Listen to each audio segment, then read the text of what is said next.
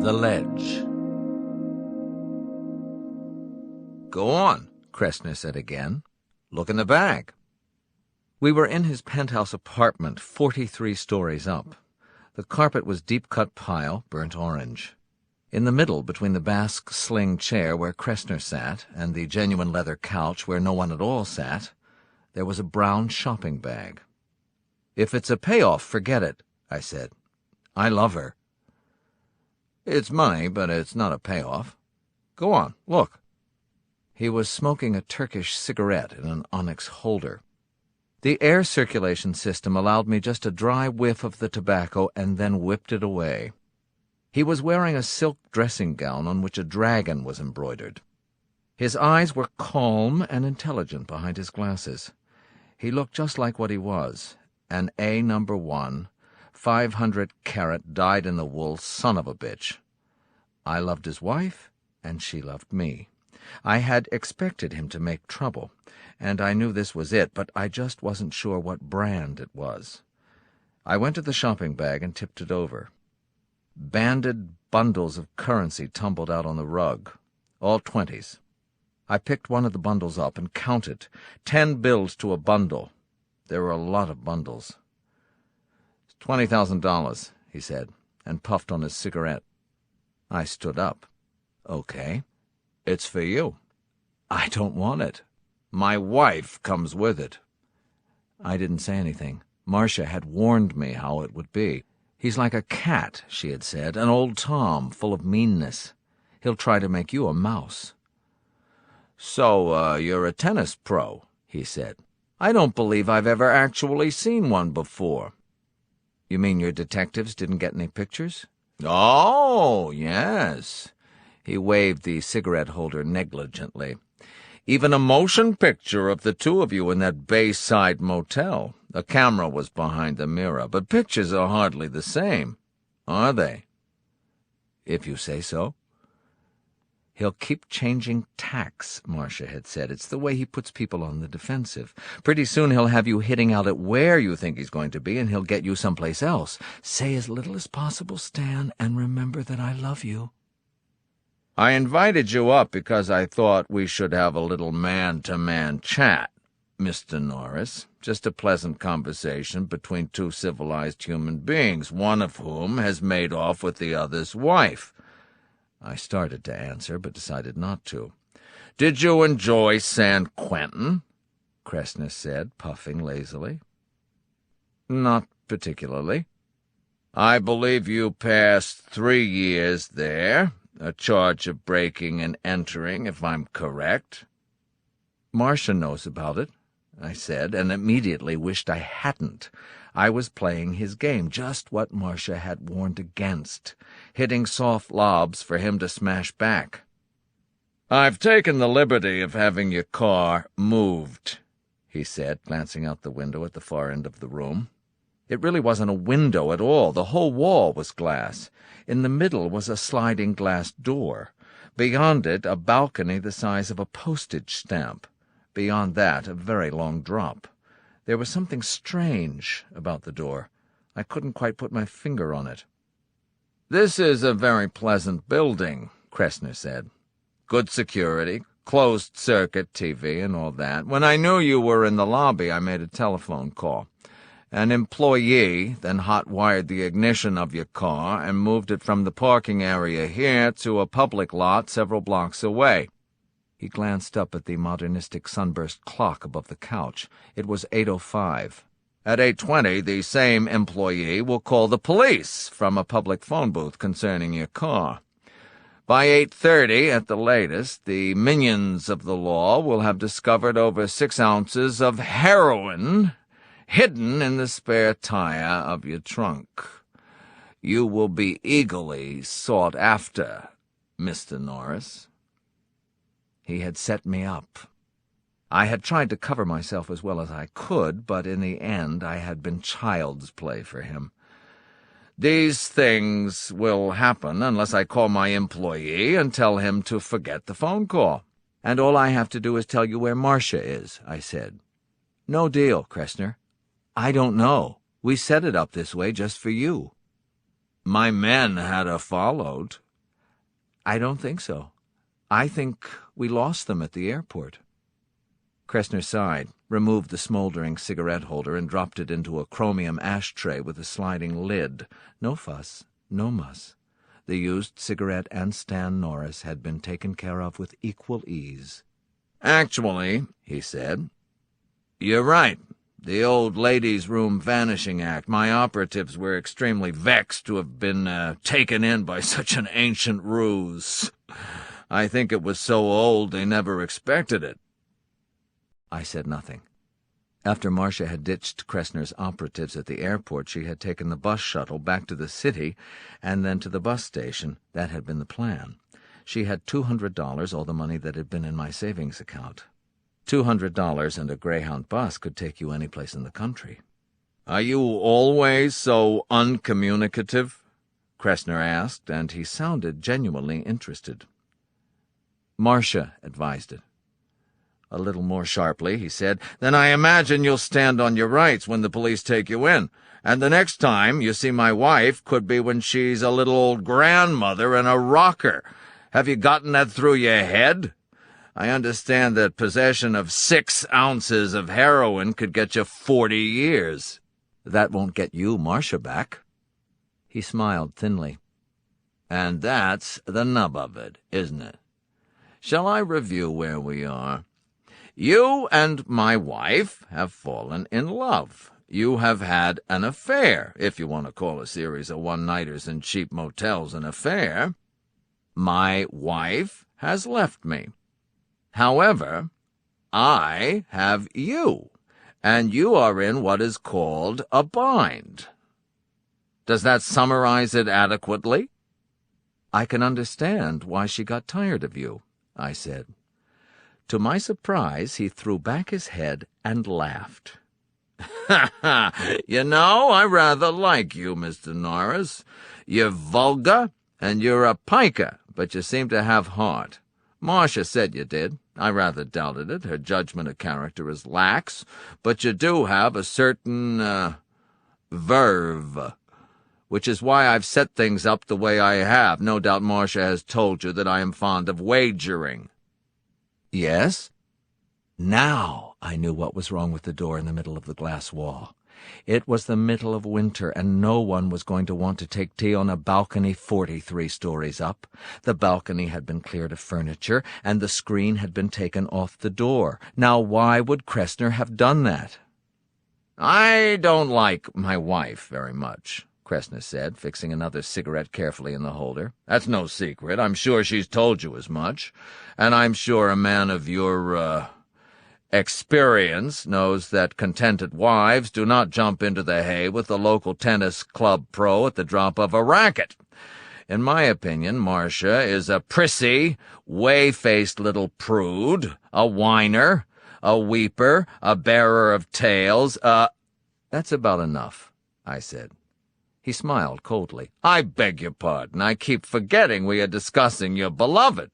It's 8:16. Are you nervous?" I shrugged. "Tough to the end," he said, and lit his cigarette. "At any rate, you may wonder why, if I dislike Marcia so much, I do not simply give her her freedom." "No, I don't wonder at all." He frowned at me. "You're a selfish, grasping, egocentric son of a bitch. That's why. No one takes what's yours, not even if you don't want it any more." He went red and then laughed. "One for you, Mr. Noris. Very good." I shrugged again. "I'm going to offer you a wager. If you win, you leave here with the money, the woman, and your freedom. On the other hand, if you lose your life." I looked at the clock.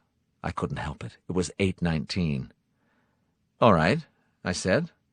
What else? It would buy time, at least. Time for me to think of some way to beat it out of here, with or without the money. Kressner picked up the telephone beside him and dialed a number. "Tony, Plan 2. "Yes." He hung up. "What's Plan 2? I asked. "I'll call Tony back in 15 minutes, and he will remove the, offending substance from the trunk of your car and drive it back here. If I don't call, he will get in touch with the police." "Not very trusting, are you?" "Be sensible, Mr. Norris. There is $20,000 on the carpet between us. In this city, murder has been committed for 20 cents. "What's the bet?" He looked genuinely pained. "Wager, Mr. Norris. Wager. Gentlemen make wagers. Vulgarians place bets." "Whatever you say." "Excellent. I've seen you looking at my balcony." "The screen's off the door." "Yes, I had it taken off this afternoon. What I propose is this, that you walk around my building on the ledge that juts out just below the penthouse level. If you circumnavigate the building successfully, the jackpot is yours." "You're crazy." "On the contrary, I have proposed this wager 6 times to 6 different people during my dozen years in this apartment. 3 of the 6 were professional athletes, like you. 1 of them, a notorious quarterback, more famous for his TV commercials than his passing game. 1, a baseball player. 1, a rather famous jockey who made an extraordinary yearly salary and who was also afflicted with extraordinary alimony problems. The other 3 were more ordinary citizens who had differing professions, but 2 things in common: a need for money and a certain degree of body grace." He puffed his cigarette thoughtfully and then continued. "The wager was declined 5 times out of hand. On the other occasion it was accepted. The terms were $20,000 against 6 months' service to me. I collected. The fellow took 1 look over the edge of the balcony and nearly fainted." Kressner looked amused and contemptuous. "He said everything down there looked so small. That was what killed his nerve." "What makes you think—" He cut me off with an annoyed wave of his hand. "Don't bore me, Mr. Norris. I think you will do it because you have no choice. It's my wager on the one hand, or 40 years in San Quentin on the other. The money and my wife are only added Phillips, indicative of my good nature." "What guarantee do I have that you won't double-cross me? Maybe I'd do it and find out you'd called Tony and told him to go ahead anyway." He sighed. "You are a walking case of paranoia, Mr. Norris. I don't love my wife. It is doing my storied ego no good at all to have her around. $20,000 is a pittance to me. I pay 4 times that every week to be given to police bagmen. As for the wager, however," his eyes gleamed, "that is beyond price." I thought about it, and he left me. I suppose he knew that the real Mark always convinces himself. I was a 36-year-old tennis bum, and the club had been thinking of letting me go when Marcia applied a little gentle pressure. Tennis was the only profession I knew, and without it, even getting a job as a janitor would be tough, especially with a record. It was kid stuff, but employers don't care. And the funny thing was that I really loved Marcia Kressner. I had fallen for her after 2 9 o'clock tennis lessons, and she had fallen for me just as hard. It was a case of Stan Norris luck, all right. After 36 years of happy bachelorhood, I had fallen like a sack of mail for the wife of an organization overlord. The old Tom sitting there and puffing his imported Turkish cigarette knew all that, of course, and something else as well. I had no guarantee that he wouldn't turn me in if I accepted his wager and won, but I knew damn well that I'd be in the cooler by 10 o'clock if I didn't, and the next time I'd be free would be at the turn of the century. "I want to know one thing," I said. What might that be, Mr. Norris?" "Look me right in the face and tell me if you're a Welsher or not." He looked at me directly. "Mr. Norris," he said quietly, "I never Welsh." "All right," I said.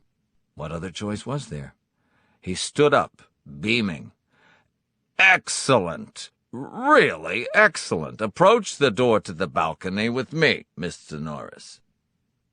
We walked over together. His face was that of a man who had dreamed this scene hundreds of times and was enjoying its actuality to the fullest. "The ledge is 5 inches wide," he said dreamily. I've measured it myself. In fact, I've stood on it, holding onto the balcony, of course. All you have to do is lower yourself over the wrought iron railing. You'll be chest high, but of course beyond the railing there are no hand grips. You'll have to inch your way along, being very careful not to overbalance. My eye had fastened on something else outside the window, something that made my blood temperature sink several degrees. It was a wind gauge. Kressner's apartment was quite close to the lake, and it was high enough so there were no higher buildings to act as a windbreak. That wind would be cold, and it would cut like a knife. The needle was standing at 10 pretty steadily, but a gust would send the needle almost up to 25 for a few seconds before dropping off. "Ah, I see you've noticed my wind gauge," Kressner said jovially. "Actually, it's the other side which gets the prevailing wind, so the breeze may be a little stronger on that side. But actually, this is a fairly still night. I've seen evenings when the wind has gusted up to 85.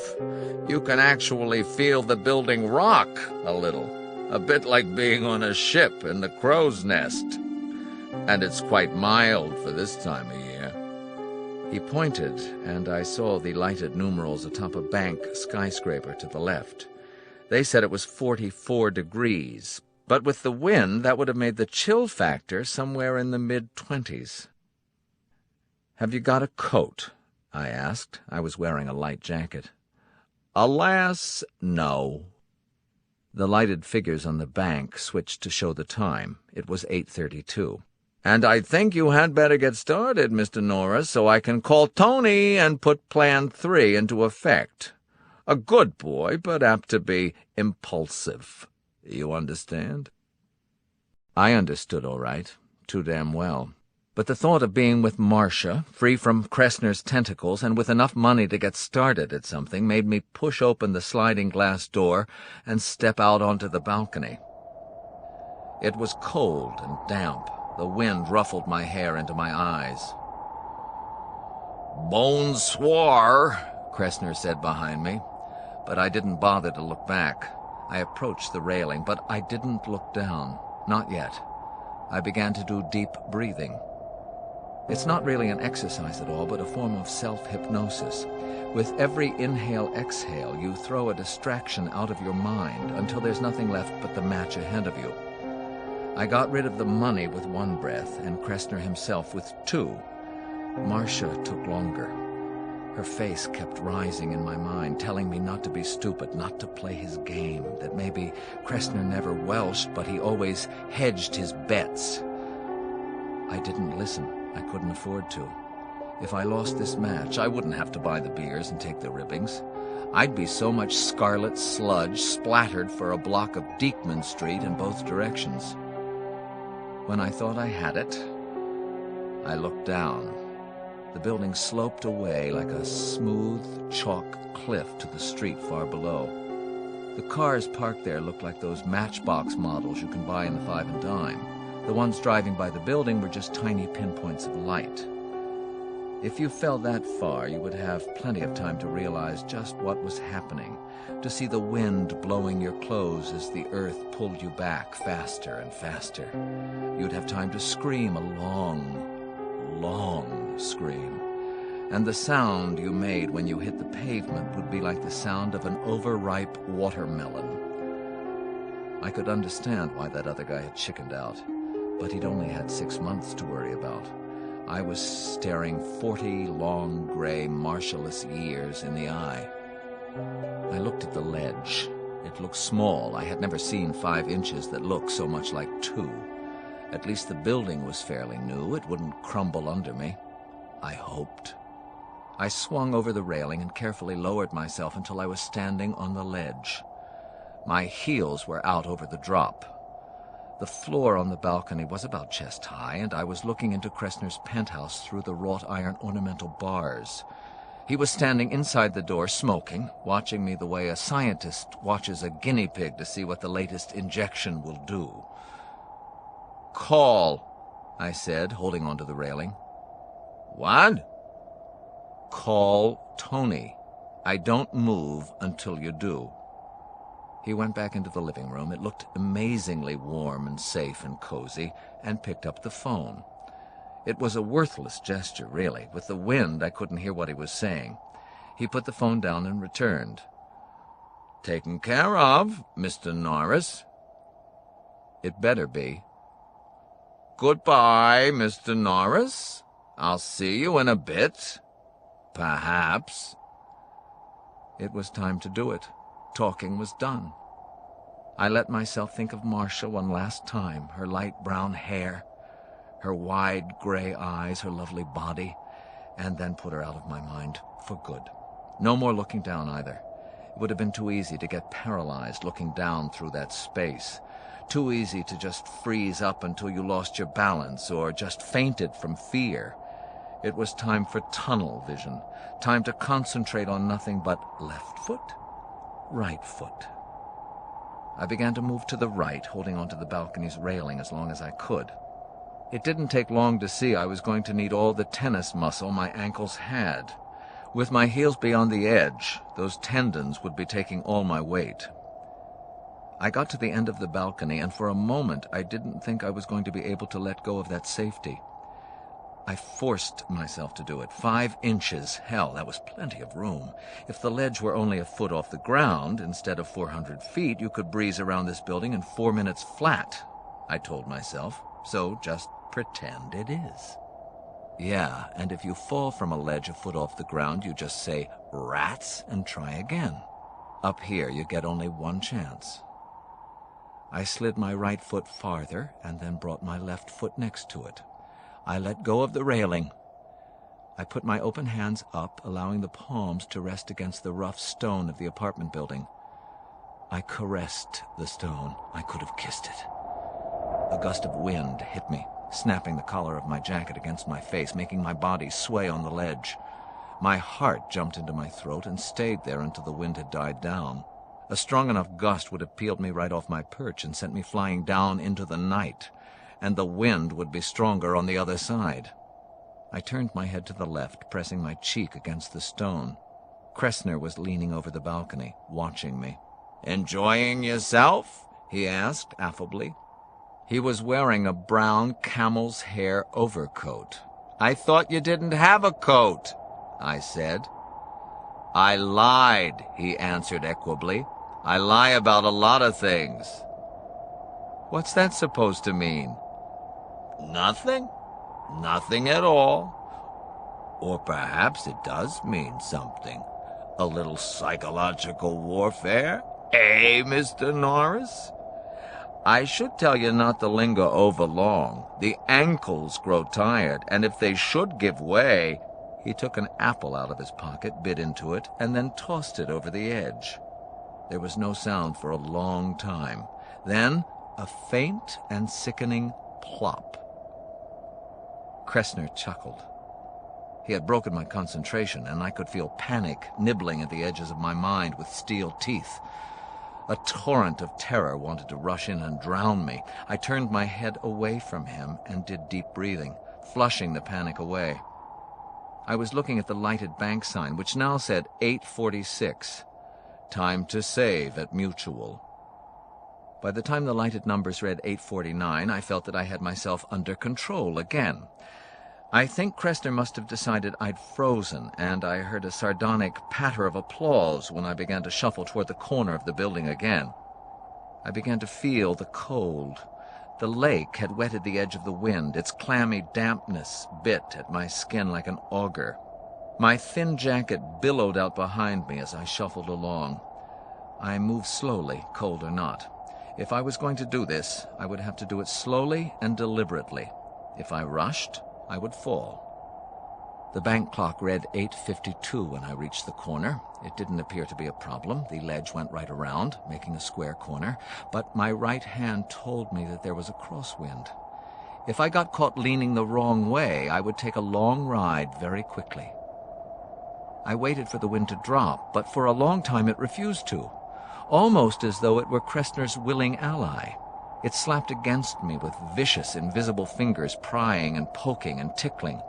At last, after a particularly strong gust had made me rock on my toes, I knew that I could wait forever and the wind would never drop all the way off. So the next time it sank a little, I slipped my right foot around and, clutching both walls with my hands, made the turn. The crosswind pushed me 2 ways at once, and I tottered.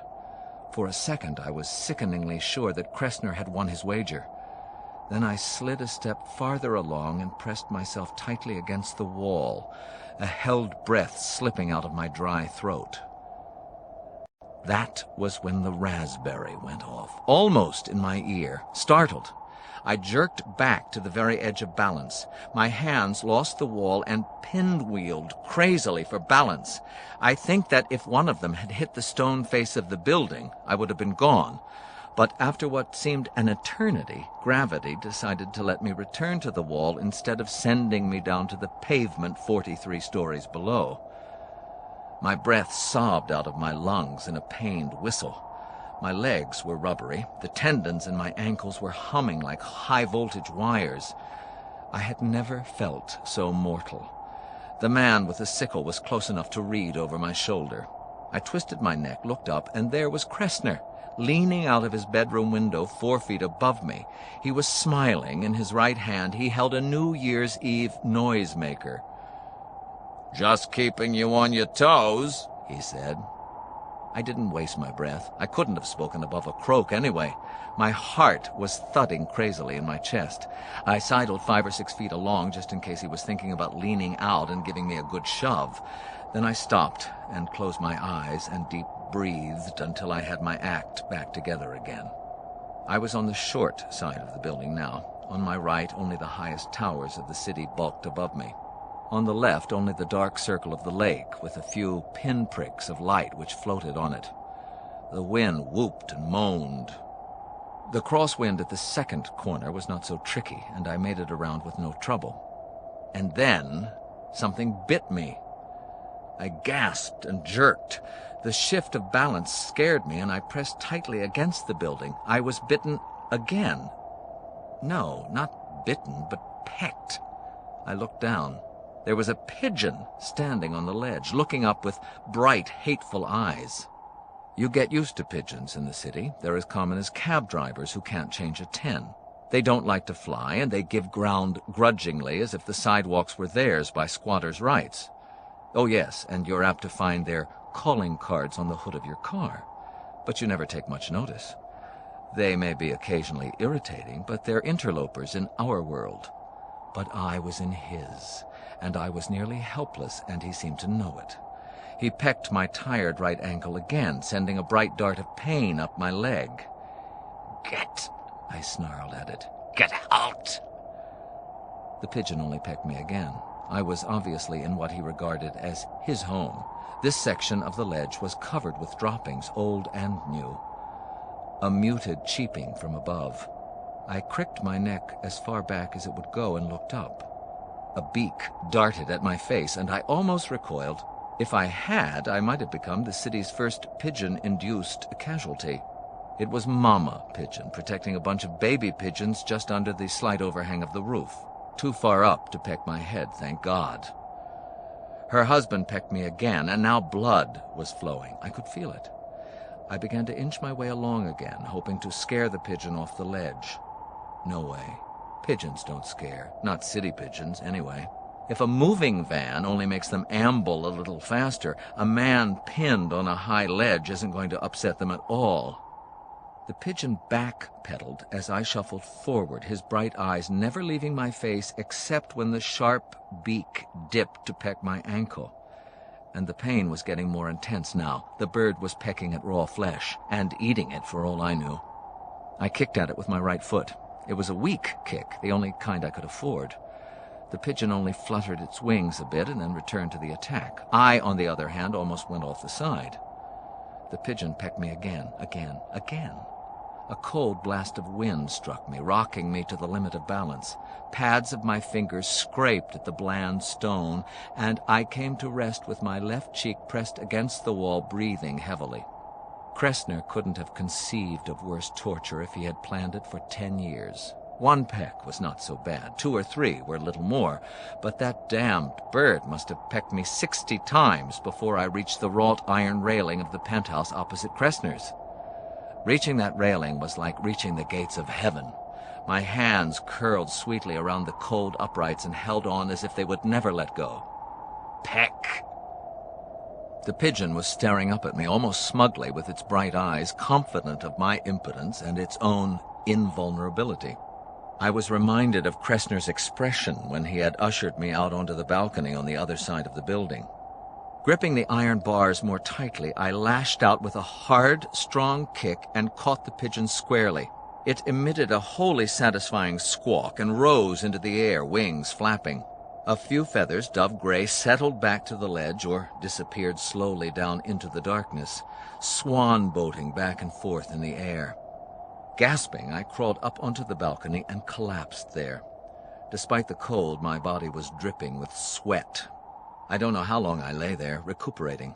The building hid the bank clock, and I don't wear a watch. I sat up before my muscles could stiffen up on me and gingerly rolled down my sock. The right ankle was lacerated and bleeding, but the wound looked superficial. Still, I would have to have it taken care of, if I ever got out of this. God knows what germs pigeons carry around. I thought of bandaging the raw skin, but decided not to. I might stumble on a tied bandage. Time enough later. Then I could buy $20,000 worth of bandages. I got up and looked longingly into the darkened penthouse opposite Kressner's. Barren, empty, unlived in. The heavy storm screen was over this door. I might have been able to break in, but that would have been forfeiting the bet, and I had more to lose than money. When I could put it off no longer, I slipped over the railing and back onto the ledge. The pigeon, a few feathers worse for wear, was standing below his mate's nest, where the guano was thickest, eyeing me balefully. But I didn't think he'd bother me, not when he saw I was moving away. It was very hard to move away, much harder than it had been to leave Kressner's balcony. My mind knew I had to, but my body, particularly my ankles, was screaming that it would be folly to leave such a safe harbor. But I did leave, with Marcia's face in the darkness urging me on. I got to the second short side, made it around the corner, and shuffled slowly across the width of the building. Now that I was getting close, there was an almost ungovernable urge to hurry to get it over with. But if I hurried, I would die. So I forced myself to go slowly. The crosswind almost got me again on the fourth corner, and I slipped around it thanks to luck rather than skill. I rested against the building, getting my breath back. But for the first time, I knew that I was going to make it, that I was going to win. My hands felt like half-frozen steaks. My ankles hurt like fire, especially the pigeon-pecked right ankle. Sweat kept trickling in my eyes, but I knew I was going to make it. Halfway down the length of the building, warm yellow light spilled out on Kressner's balcony. Far beyond, I could see the bank sign glowing like a welcome home banner. It was 10:48, but it seemed that I had spent my whole life on those 5 inches of ledge. And God help Kressner if he tried to welsh. The urge to hurry was gone. I almost lingered. It was 11:09 when I put first my right hand on the wrought iron balcony railing and then my left. I hauled myself up, wriggled over the top, collapsed thankfully on the floor, and felt the cold steel muzzle of a .45 against my temple. I looked up and saw a goon ugly enough to stop Big Ben dead in its clockwork. He was grinning. "Excellent," Kressner's voice said from within. "I applaud you, Mr. Noris." He proceeded to do just that. "Bring him in, Tony." Tony hauled me up and set me on my feet so abruptly that my weak ankles almost buckled. Going in, I staggered against the balcony door. Kressner was standing by the living-room fireplace, sipping brandy from a goblet the size of a fish bowl. The money had been replaced in the shopping bag. It still stood in the middle of the burnt orange rug. I caught a glimpse of myself in a small mirror on the other side of the room. The hair was disheveled, the face pallid except for 2 bright spots of color on the cheeks. The eyes looked insane. I got only a glimpse because the next moment I was flying across the room. I hit the Basque chair and fell over it, pulling it down on top of me and losing my wind. When I got some of it back, I sat up and managed, "You lousy Welsher, you had this planned." "Indeed I did," Kressner said, carefully setting his brandy on the mantel. "But I'm not a Welsher, Mr. Noris. Indeed, no. Just an extremely poor loser. Tony is here only to make sure you don't do anything, ill-advised." He put his fingers under his chin and tittered a little. He didn't look like a poor loser. He looked more like a cat with canary feathers on its muzzle. I got up, suddenly feeling more frightened than I had on the ledge. "You fixed it," I said slowly.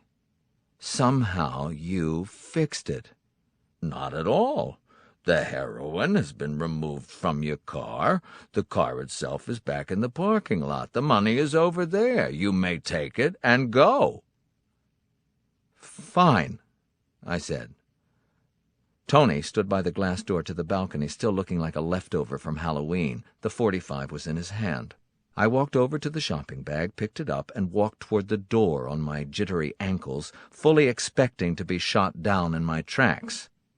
But when I got the door open, I began to have the same feeling that I'd had on the ledge when I rounded the fourth corner. I was going to make it. Kressner's voice, lazy and amused, stopped me. "You don't really think that old lady's room dodge fooled anyone, do you?" I turned back slowly, the shopping bag in my arms. "What do you mean?" "I told you I never Welsh, and I never do. You won 3 things, Mr. Noris. The money, your freedom, my wife. You have the first 2. You can pick up the 3rd at the county morgue." I stared at him, unable to move, frozen in a soundless thunderclap of shock. "You didn't really think I'd let you have her?" he asked me pityingly. "Oh, no. The money, yes. Your freedom, yes. But not Marcia. Still, I don't Welsh.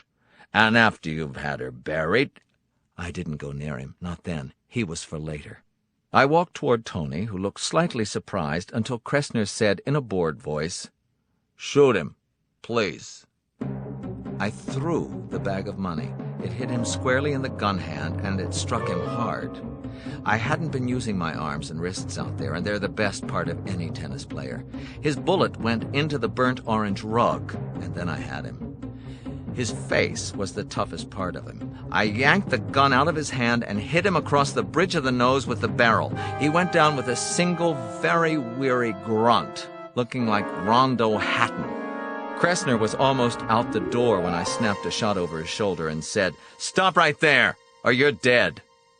He thought about it and stopped. When he turned around, his cosmopolitan, world-weary act had curdled a little around the edges. It curdled a little more when he saw Tony lying on the floor and choking on his own blood. She's not dead," he said quickly. I had to salvage something, didn't I?" He gave me a sick, cheese-eating grin. "I'm a sucker, but I'm not that big a sucker," I said. My voice sounded lifeless, dead. Why not? Marcia had been my life, and this man had put her on a slab. With a finger that trembled slightly, Kressner pointed at the money tumbled around Tony's feet. "That," he said, "that's chicken feed. I can get you 100,000, or 5, or how about 1 million? All of it in a Swiss bank account? How about that? How about—" "I'll make you a bet," I said slowly. He looked from the barrel of the gun to my face. A bet," I repeated. "Not a wager. Just a plain old bet. I'll bet you can't walk around this building on the ledge out there." His face went dead pale. For a moment I thought he was going to faint. "You—" he whispered. "Those are the stakes," I said in my dead voice. "If you make it, I'll let you go. How's that?" "No," he whispered. His eyes were huge, staring. "Okay," I said, and cocked the pistol. "No," he said, holding his hands out. "No, don't. All right." He licked his lips. I motioned with the gun, and he preceded me out onto the balcony. "You're shaking," I told him. "That's going to make it harder." "$2 million, he said, and he couldn't get his voice above a husky whine. $2 million in unmarked bills." "No," I said, "not for $10 million. But if you make it, you go free. I'm serious." A minute later, he was standing on the ledge. He was shorter than I. You could just see his eyes over the edge, wide and beseeching, and his white-knuckled hands gripping the iron rail like prison bars. "Please," he whispered. "Anything." "You're wasting time," I said. "It takes it out of the ankles." But he wouldn't move until I had put the muzzle of the gun against his forehead. Then he began to shuffle to the right, moaning.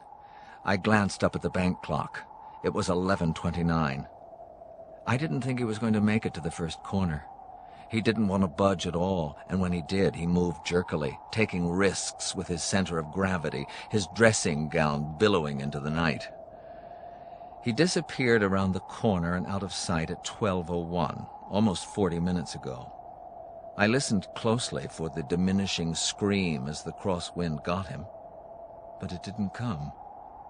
Maybe the wind had dropped.